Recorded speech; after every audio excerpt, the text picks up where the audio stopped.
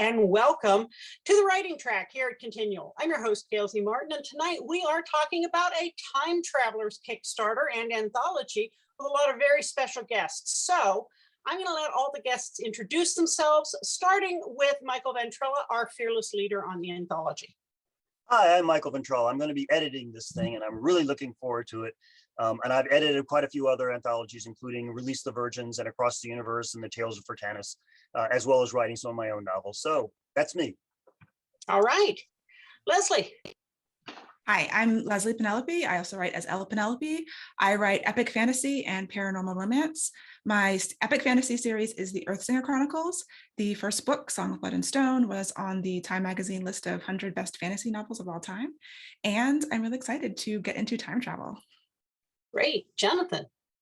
I'm Jonathan Mayberry. I'm a New York Times bestselling author in multiple genres. I write horror, science fiction, fantasy, thriller. Epic fantasy is my next genre. I have my first epic fantasy coming out in May. I also write comics for Marvel, IDW, and Dark Horse, do some TV stuff, and edit Weird Tales magazine. Nice. Jody?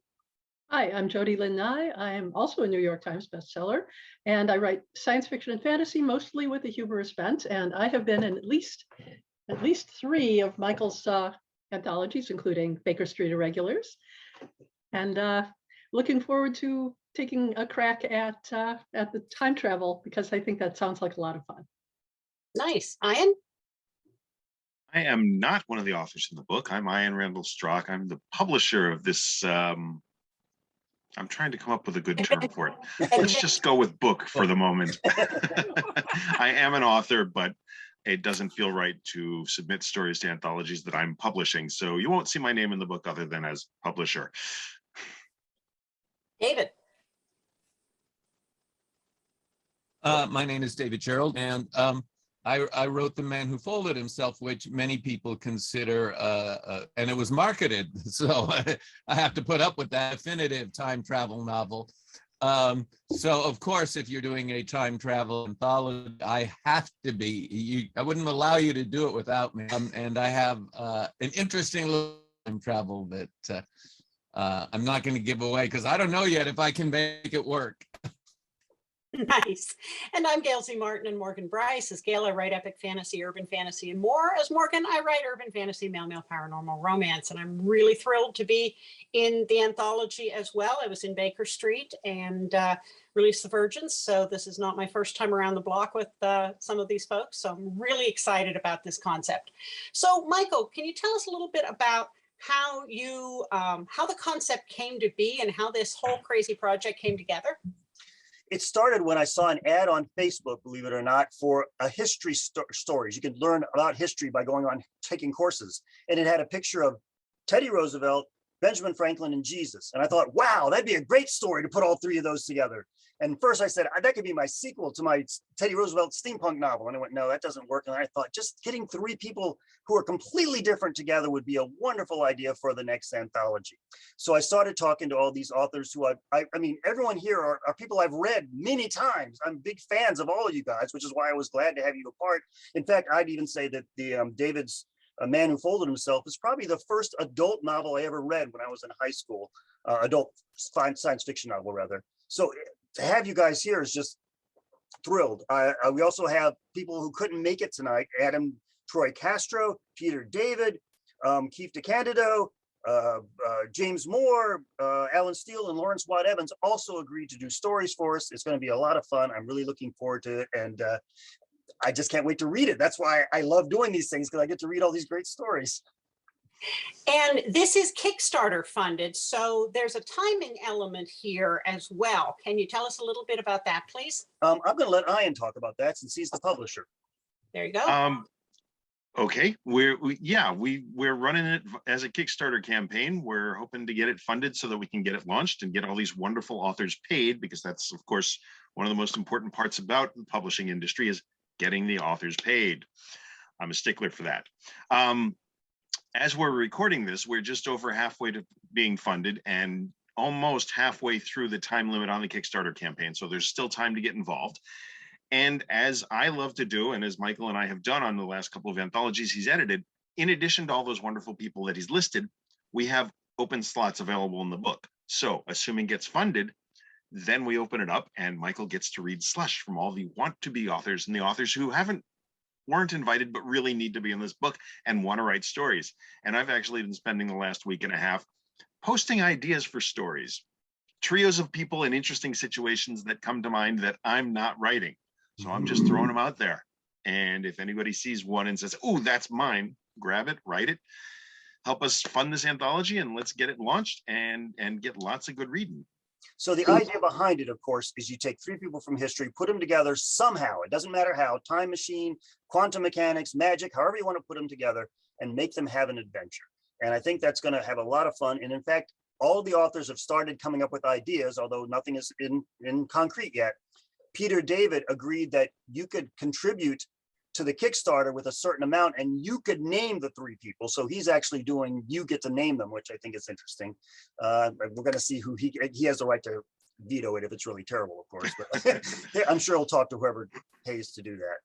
And of course, like with any Kickstarter, there are reward levels and extra bonuses that can get unlocked and all kinds of fun stuff like Tuckerizations. So this is a participate in the creation of a collection as well as read it when it's done, which is really a lot of fun because it's almost a make your own adventure for a reader. You can pick some of the adventures that you get, at least as a backer. So I know that David has a time restraint here, so I want to go to him next and have him talk about anything he really wants to talk about. Welcome, David. We're happy to have you. Thank you. Well, actually, what I have is I have a writing seminar I teach, which starts just at the time this finishes. So I'm going to leave here a little bit early. My time travel involved 3 famous people. So I may have to come up with another one with 3 famous people. But I was thinking about the fact that people, time travelers, might come back to what is their past, might be our present, to interact with people who aren't famous yet. So, and I don't want to give away too much on that because I think that I don't want to spoil it, especially if I can't make it work something else. But the whole concept of time travel, and I bought this from Larry Niven, is it's a wish machine. Please make it didn't happen.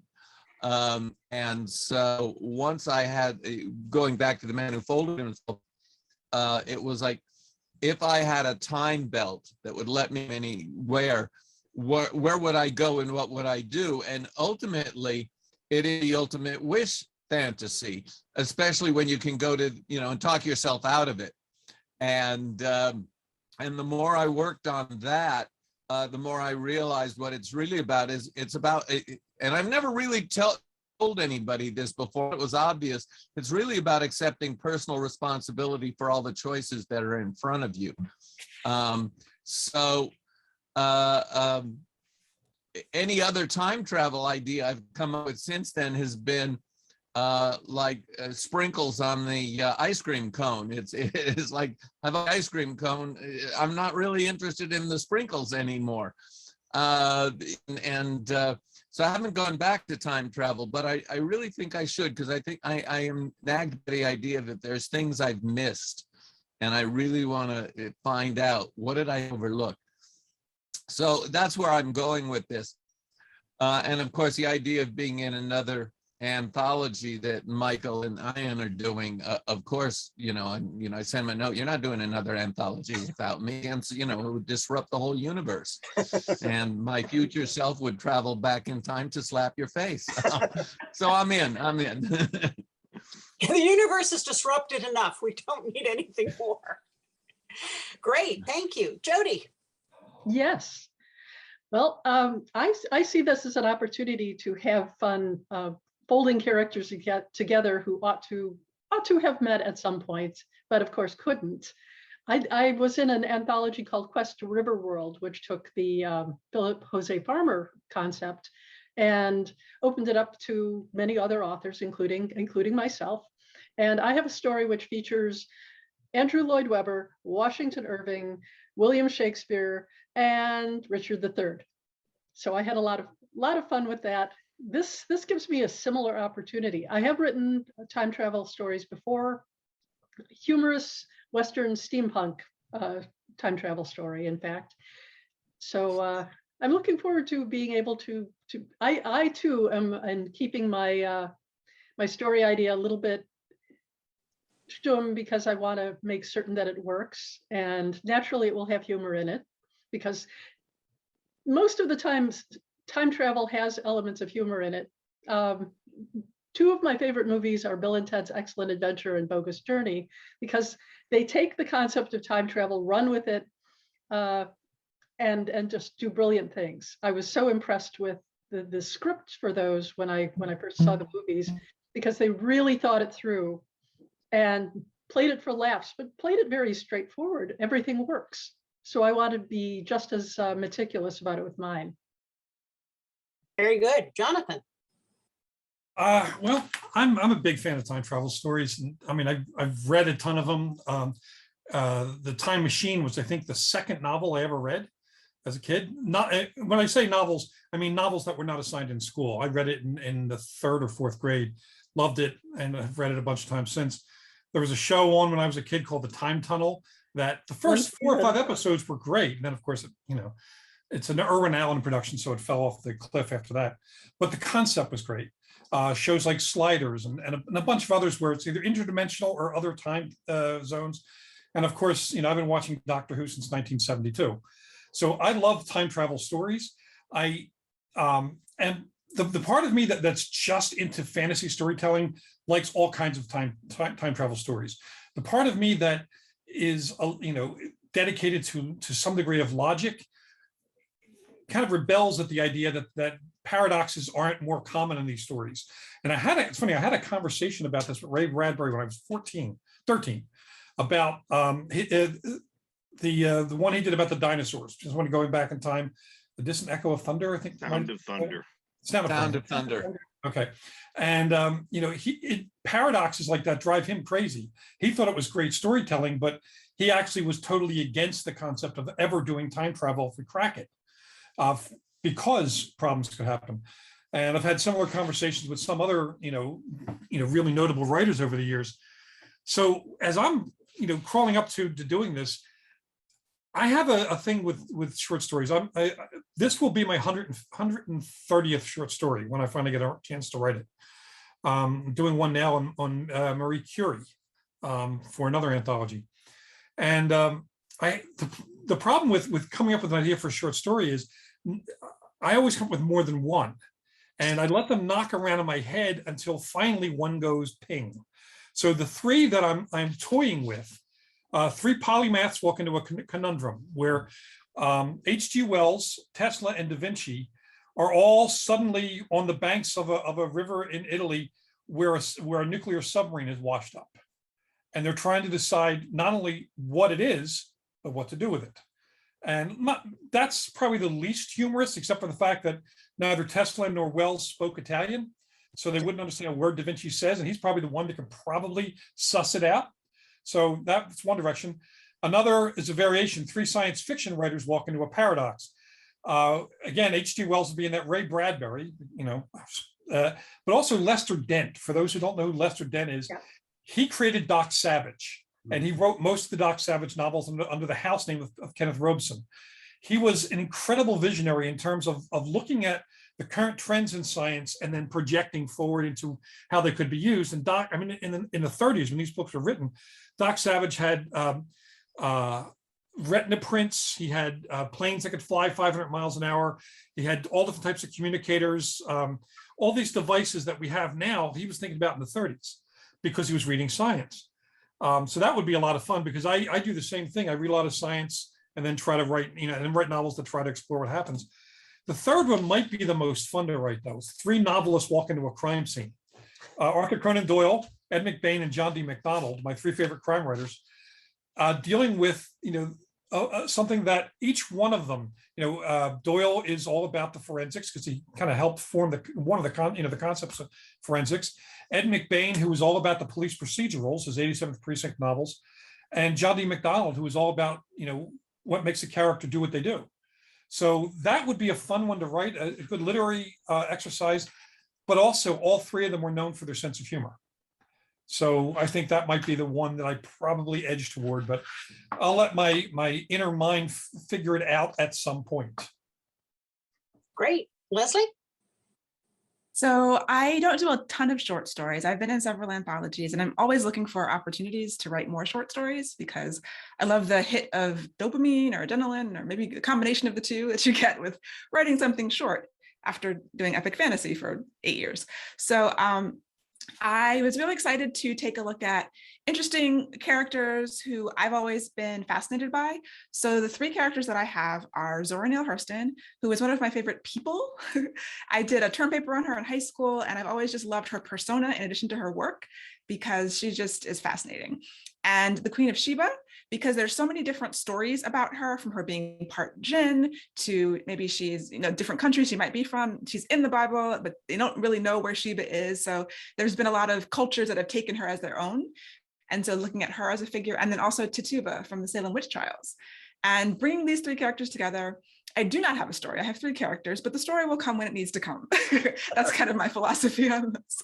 I mix it up, I think about it for a couple of weeks, and then I will be inspired. That's often how it happens. And when I sit in the chair to write, the inspiration generally comes. So knowing, I've done research during various time periods on all of these characters, and letting my subconscious take control of these three women from different times in history, all who have either power or magic or myth or history surrounding them. And what would it be like for them to get together? And then what kind of adventure would they go on? I actually am excited to figure out what comes out. That's one of the best parts of this, isn't it? Getting to find out what the story is before we write it. So let's see, I think this is my 50th or so anthology US UK. So I've done a fair number of stories, not as many as some of these folks, but I've been playing for a while. And what I'm planning here, we'll see, that could change, but what I'm planning is, of course, I write paranormal. Everything is better with a ghost or two, maybe a dead body, a few psychic visions. So it'll be one of the Fox sisters, Harry Houdini and Edgar Casey, and it'll be a heist novel.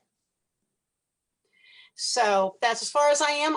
I'm with you, Leslye, on, all right, let's let that marinate and see what comes. But I'm not sure what they're stealing yet, but I'll know by the time I sit down to write. So Well, I'm hoping all these are inspiring enough that people will say, I can't wait to read this and join our Kickstarter, because I think it's going to be an excellent book, and maybe even a series if it sells well, because there's so much we can do with it, Yeah, it can go so many different directions. So Michael and I am coming back to the putting together part of this. Why a Kickstarter to do an anthology? And again, any other thoughts on how you happen to pick the time travel motif for this? Because we've done many of us have done a lot of different anthologies with you, from Sherlock to Beatles to a number of other things. So either one of you want to dive in on that? Well, I'll just say that I tend to come up with ideas of anthologies of things I want to read from some of my favorite authors, and that's how I start. Because I love reading, and that's why I'm doing this, obviously. And I think it's going to be fun. One of the reasons we do a Kickstarter, of course, is just to make sure we can do it. So there's no risk. If the Kickstarter is successful, we know we can pay all the authors. We know we can get it printed. We know we can mail it out to everybody. So that's the key. And of course, then we get to open it up and I get to see submissions. And sometimes I've discovered some new authors. That's always fun to do when you find somebody brand new and they get published for the first time. So if there are any authors out there who are thinking, boy, I could write a story for this, yes, I'll gladly look at it and we'll pay you. It's even better. So, hopefully the Kickstarter will be successful so we can do all that. Yeah, the Kickstarter is basically early marketing for the book. It helps us publicize the book. It helps us go out and tell readers, hey, here's this thing that you really need to have. You just didn't know it existed yet. It also allows us to pay the authors. I don't want to say all that they deserve, but I want to say closer to what they deserve. Because Fantastic Books, while the company is still growing, we're running it really close to the bone. Not that the company's in any sort of trouble. The company actually has no debt and pays all its bills, which is wonderful. But most of the books that I'm publishing that aren't run through Kickstarter campaigns are a much smaller startup cost than a full-blown anthology, all of original stories. And it's just, the authors deserve the kind of money that a Kickstarter can bring us that I can't write the checks for right now. Well, and one of the things that is fun with a Kickstarter, because I've lost count of how many I've been in, is that there is also this sense of excitement as the project comes closer to funding and it unlocks new levels. And yeah, I'm not a Las Vegas fan, but I know I have been there promoting Kickstarters, hitting the refresh button over and over again, going out on Twitter going, come on guys, we've got $50 more to go before we unlock the next level. And I'm like, okay, this must be the high people get off slot machines, because it's like, all right, everybody, we're almost there. And you're like a carnival busker trying to get the excitement up for it, which is a lot of fun. So the participation in a Kickstarter driven anthology is a very different level of energy than a regular anthology, which is fun for me as an author. And I hope it's fun for readers as well. Anybody else get that thrill of, oh my gosh, we're almost funded? Moment it launched, before I even started doing publicity saying, hey, it's live, there was a pledge. And so as I was writing publicity and sending things out, I kept hitting refresh like, oh my God, look, pledges are coming in before we've actually told anybody exists. This is the cool part. That was a time traveler who came back to be the first pledge. That could be. And right at this moment, we're in the midsection where, based on my experience of the last couple, is kind of like the doldrums. It starts off great and it ends really good, but there's this middle section that it's really incredibly frustrating for the person running it, like, oh my God, what's happening? Where'd they all go? And I know they'll be back and we'll be okay. But right now, yeah, it's kind of nervous making. It's also, though, it gives more people a chance to be involved in the creation of this thing rather than, oh, hey, look, there's a book. I wonder where it came from. Well, it came from one person writing it and another person editing it, and suddenly it's on the shelves. This is now it's going to come from 12 or 18 people writing it and several hundred people being involved in the creation, the birthing of this new project. So it's sharing the excitement of being a brand new author. I'm not an author in this book, but I've written books and I've had stories and other things as well. So I know that thrill, and it's great to be able to share it with the people who are going to be reading it. Yeah, that's really, You made it happen. Yeah, when you have things like Tuckerizations where somebody can pay to name a character, or like Peter's story where you can pick the characters if you contribute at a certain level, that also really helps readers feel a level of investment and participation in the anthology that readers don't generally get when they just come upon a finished book that's on the shelf. There's a little bit of them in this book because they were part of bringing it to happen. And I think that's also one of the exciting things about a Kickstarter funded anthology. yeah, and it's something that's unique to mostly unique to the social media era. There were different types of crowdfunding before social media, but it's really come alive here. I know that, and it takes a lot of different forms. I mean, Kickstarter for a project like this is great. I've done comic books for like IDW and Dark Horse, where they've run Kickstarters to get it going. And it's also a way of taking the temperature of the audience to find out whether this is something they would find interesting. And yes, there is always that lull in the middle, and everyone always it ups their quotient of how many whiskeys they're going to take before they go to bed that night. But also the thing that I've seen with these, apart from the fact that it's necessary for funding because publishers just aren't heavily bankrolled all the time, and that's all the way up to the bigger companies too. They money is scarce these days. But what it does for the fans, they take this sense of agency. It becomes theirs as well. They own a piece of it.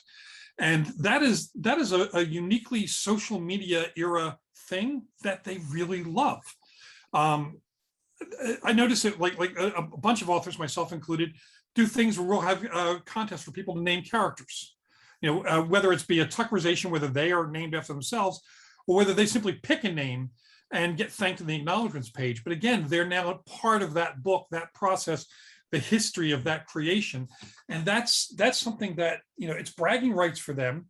it also, allows the people who are involved in it, as investors to become part of our sales force, because they become excited and they talk about why they're excited about it to their friends and draw people to it, not just to move numbers. I mean, we all want that, but to have more people in the playground having fun with this toy.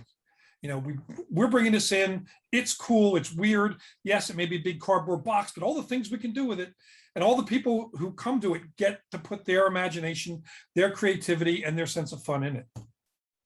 Now, Now I'm also wondering, Jonathan, since you listed off 3 story ideas, if once this goes public, your fan base are going to be helping you choose amongst them? Yes, I'm actually going to have that sort of a contest, and I will figure out some prize for them. I just did another prize thing, on one of the pages. The prize was a Night of the Living Dead script signed by George Romero. So I love prizes. I love giving out prizes, and I like the fact that people have fun with it. So, yeah. Well, now everybody here has written long form fiction, but what is it about short stories that appeals to you? Some people argue they're completely different skill sets. Some people see it as a continuum. But what does it mean to you, David? Well, sometimes, a short story, you can make a point very quickly and there's nothing else. A short story is kind of like, a novel is like a Disney full-length animated cartoon or a Studio Ghibli. But a short story is like a Charles Addams one panel in the New Yorker. It makes its point and it's done. The nice thing about a short story for me is that oftentimes you get to suggest a whole without having to explore it in detail, and the reader's imagination evolve, they get engaged, and they get to interact, they get to do their own creation of what the rest is happening in the rest of the world. So a short story is like peeking out a window at something and the whole going out the front door and living inside it for a while. That's the best I can explain it. That works great. Jody? I love writing short stories because, as Leslye said, you get to finish it, whereas with a novel it can take weeks, months, years, but you get to create your world. And I do a lot of world building on my short stories, and I've written over 170 of them at this point. So the joy of being able to create something for just a little while, get to know these characters, and then send them on their way and go back to my novel. But the fun of it, the finite character of it is an experiment. It's an exercise in being able to fit a large world into a small frame and cover one topic, one person's struggle, and just find out a little bit about these people, explore a facet of their life at that time, solve a problem, have a romance, bring a miscreant to justice, and all in the space of a few thousand words. It's fun. And I know it is 2 different disciplines. Some people write wonderful novels and they can't write short stories. Some people only write short stories and really can't stretch to a novel. But I like the ability to do both, and I love the fact that I've had so much good opportunity to do them. So short stories are a lot of fun. Great. Leslye? It's the spectrum. I mean, it wasn't too long ago that I couldn't imagine how anyone wrote novels. I'd spent my entire life writing short stories, and it was just like, how is it done? And then I did one, and then I had to make it longer. And soon I'm writing these, 150,000 word novels. And I'm like, I do miss short stories. And it's like distilling all of the writerly things into that small package, which is something that I bring to my novels in trying to describe things succinctly and getting the point across quickly. So I'm not lingering when I don't want to linger, and other times you do. But there's something just very satisfying about both writing and reading the short story. Like as a reader, you get to open an anthology, and in the same period of time as you would spend to read an entire novel, you've read 12 or 15 short stories. So you get to explore different complete units of story and just have that sort of story satisfaction. Like the reason we read in the first place is to get certain things out of it. So when you can make someone feel something in a short period of time, it's good as the reader, and it's actually honing your skills as a writer to be able to, do what you need to do, get in, get out, and still create that emotional hit that people read books for in the first place. Very good. Michael? Oh, well, I like both. As far as writing, I always find it honestly easier to write novels than short stories, but I don't know. That's just me. I've only had like about a dozen short stories. I'm still new at this compared to you guys. But short stories sometimes stay with me longer. When I think back on stories that I've thought about and remember from years that I read back in the 70s, the short stories sometimes stick out better than the novels do, because they make their point, they hit you and they stop and they stay with you. And that's a power of a short story that novels don't always have. And I really appreciate that. Nice. I am? Well, I'm the oddball. I look at you people who write novels and think, what the heck? How do you do that? I sit down to write a novel. I type my story. I get to the end of it. I do a word count. It's 900 words long. That's my natural length. So I'm working on my first couple of novels, but it's a tough slog for me. Short story is just as you've all said. It's a quick hit. It is the entire story contained right there. It's the whole thing. And I'm trying to figure out, I mean, I've read many novels. I remember many, I reread bunches of them. So I get the concept. Writing it is something else. Jonathan? For me, a lot of it's the ability to, the opportunity rather, to experiment. There are things you can do in short stories that in today's book market are more questionable. Like I have a very aggressive agent, and she talks me out of doing some things that I would love to do. Like I would love to write steampunk novels. Steampunk novels don't sell very well, sadly. They should, because they're fantastic, but they don't sell very well. But a steampunk short story can fit into a variety of different kinds of anthologies and get the attention of readers and entertain them and so on. There are some things that in the course of my career, I have always wanted to do, but can't, just for one reason or other, commitments, the market's too soft, whatever. Westerns, weird Westerns, maybe a romance piece, a straight historical piece, some experimental types of fiction where, a novel might not sustain that kind of a creative experiment, but a short story might. And also short stories allow me, one of the biggest benefits to me in terms of my career is short stories give me the opportunity to also play in other people's playgrounds. I've done a lot of media tie-in short stories, Planet of the Apes, Wizard of Oz, just tons and tons of them. And it's because of that I wound up being the president of the International Association of Media Tie-in Writers, which is a hell of a lot of fun because I get to play in these worlds, try to help other people get into those worlds.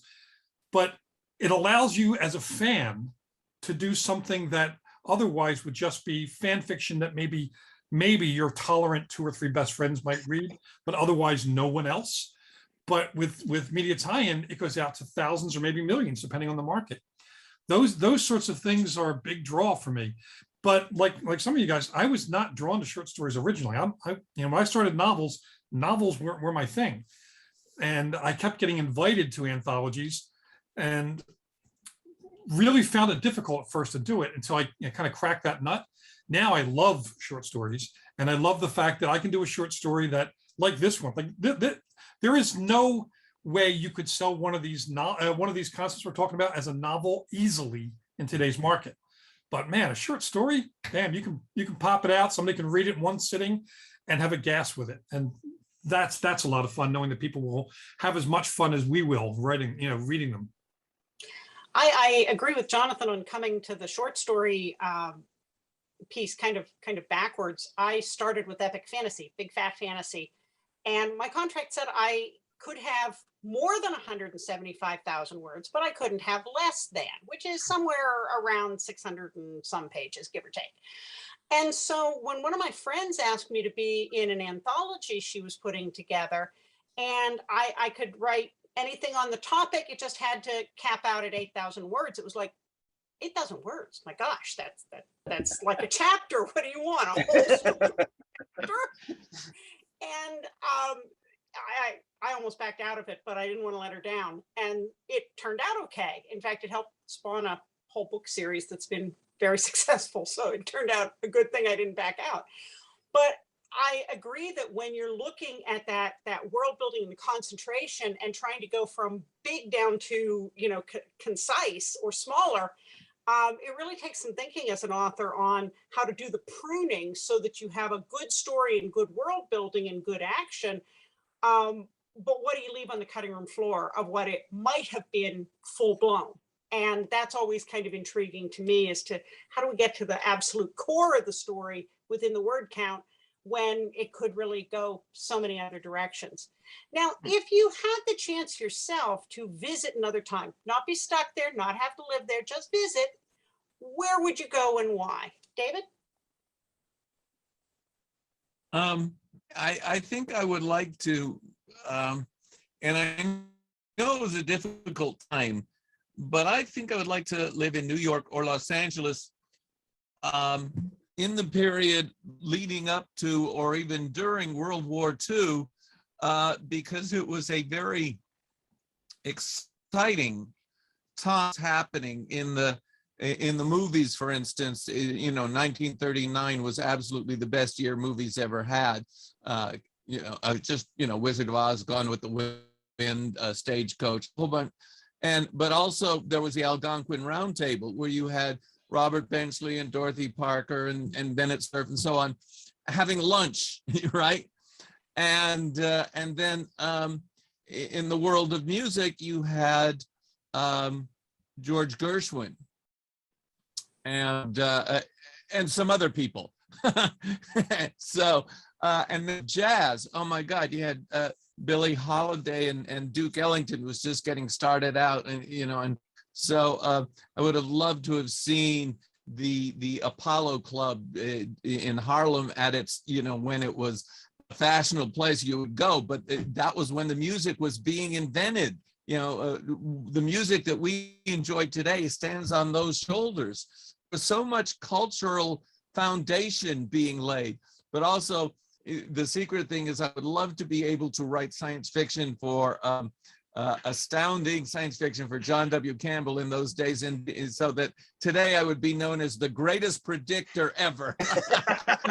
So yeah, it's like I would predict the year, you know, the year with, you know, smartphones and cars that drive themselves and planes that hold 300 people, and you know, everybody was, oh no. But it would be fun to be, you know, to have that future insight like Lester Dent had. Yeah. Nice. Ian? I'm enough of a science fiction person that I'm thinking the future, not the past. And I'm not sure where in the future. I grew up with Star Trek, and I was so depressed when I discovered that it was fiction and I couldn't actually do that. I want that. Makes sense. Michael? I agree. I like my modern conveniences. I don't want to go back in time when I have to use an outhouse and there's no medical science and people die when they're 35. You know, give me the future. That's what I want. I just want to see what's going to happen. I think, as far as I'm pessimistic about some things in the world today, I still think it's better than it was 50 years ago when I was a kid. And I'm anxious to see what it's going to be like 50 years from now. Leslye? I'm maybe a little bit more pessimistic. I would say the future, but the future's not looking so great. Global warming and whatnot, and the past's not looking so great either. Although if I had to choose, the first thing that came to mind is going back to ancient Egypt, to the Library of Alexandria, and somehow stopping the fire, you know, and like living in the library, absorbing as much information and figuring out a way to keep it so we have all of that knowledge that was lost. Jody? Well, I love your idea, Leslye, and I would be there on the bucket brigade, putting out the fire. But I would go forward to the moment of first contact, when I hope that we will act like grown-ups and say, yes, you're different than we are. Yes, we could be afraid of you, but we're not going to be, because they're probably just as nervous as we are. So I think the moment of first contact is when I'd like to travel forward to. Nice. Jonathan? Yeah, by the way, I don't think our moment of first contact is going to be that great. I don't trust our ability to for tolerance very well. No, that's what I'm afraid of. That would I be am. awful. I think Well, it'll be like a couple of scientists trying to do sign language with an alien and not having the government involved at all. Yeah. As far as time travel, I mean, there's a lot of different places I'd like to go, but I think the end of the 19th century London. I want to hang out with Doyle and Dickens and that whole crew of writers who H.G. Wells. I want to hang out with the people who were writing the stuff that was so foundational for me as a kid. I definitely want to hang out with Conan Doyle. Talk to him quite a bit. Maybe even if I had one of those little flashy things from Men in Black where I could tell them all sorts of cool stuff and then make them forget it, but just give them the moment to enjoy it, like forensics. Dude, let me tell you about what happens with that, Here's my smartphone. I'll show you pictures. Yes. I think that would be just a tremendous amount of fun, and maybe just whisper in the ear of people like H.G. Wells and so on and see what happens. But that would be the era I would most like to go to. M.R. James. There's so many of my favorite writers are from that time period. And I'm sitting here listening to you guys be so there's so many literary things and historical things and all the wonderful visions you've got. And the first thing that came to my mind is I want to go back to the late 60s and get to see some of the bands that I was too young to go see. So I apologize for being frivolous with time travel, but damn it, I'd like to have seen the Beatles and the Stones. So there we are. But and see the Apollo launches. Pardon? And see the Apollo launches. I actually saw Apollo 11. Yeah, I did. I did. I was. Me too. I I did was in not. Well, Florida now at the time. that you mention it, the 60s would have been a great time to revisit. I mean, because I would have gone down to Sunset Boulevard and I saw the Beatles at the Hollywood Bowl, but and other great concerts. But man, the chance to see Jefferson Airplane and the Doors and before they click big, that. Yeah. Yeah. Yeah. So that's my little wish dream. But folks, we have blown through our time. It has been wonderful. So I want to go around and give everyone a chance to, if you want to, plug your story again, but definitely tell us where we can find you online. David? On Facebook, David Gerrold, Facebook. But I also have a Patreon page, which has a lot of free stuff there. But there's also, for subscribers, there's a lot of stuff that's not available anywhere else. It hasn't been printed or published yet. And I do a writing seminar, a different kind. I don't call it a writing class.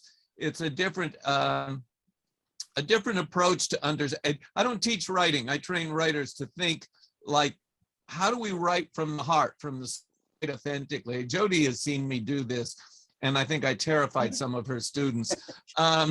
But It did them good. I thank you. So I'm available on Patreon and on Facebook, and of course you can find me on Amazon. I have a new book called Hella, which has gotten great reviews, and Betsy Walheim tells me it's done sales. I haven't seen a royalty report yet, so I don't know. So I'm happy about that, and I just self-published I hate to brag, only a little bit, but I have to mention I self-published a book called Guacamole. It is the LGBT collection: lettuce, guacamole, bacon, and tomato. And so it's called Guacamole, and it's some of my best stories that include gay characters. It's not necessarily gay stories, it's just stories in which people are active. So that's what I'm up to. Thank you for giving me the chance. Thank you. Jody?